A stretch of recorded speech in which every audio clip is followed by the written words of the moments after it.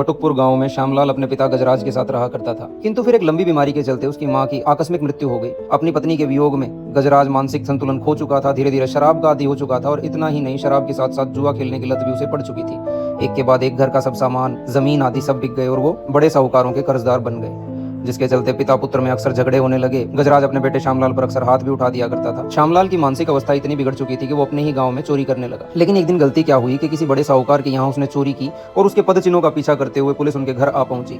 अब उसके पिता की छवि कुछ ऐसी थी कि वो रोजाना शराब पीता था और साथ में जुए की लत भी थी, जिससे पूरा गांव ही वाकिफ था, जिसके चलते पुलिस ने बिना सोचे समझे उसके पिता गजराज को गिरफ्तार कर लिया। श्यामलाल भी ग्लानि भाव के नीचे इतना दब चुका था कि पुलिस आने पर वो कुछ नहीं कह पाया और पुलिस उसके पिता गजराज को पकड़कर थाने ले गई। अब एक के बाद एक दिन गुजरते गए और गजराज की हालत भी मानसिक तौर पर काफी बिगड़ चुकी थी, जिसके चलते उसने एक दिन थाने में ही आत्महत्या कर ली। पिता के गुजरने की खबर सुनते ही श्यामलाल पर तो मानो दुखों का पहाड़ टूट पड़ा। कहने का तात्पर्य बस इतना सा है कि जीवन हमें बार बार श्यामलाल की ही तरह दो राह पर लाकर खड़ा कर देता है। ऐसे में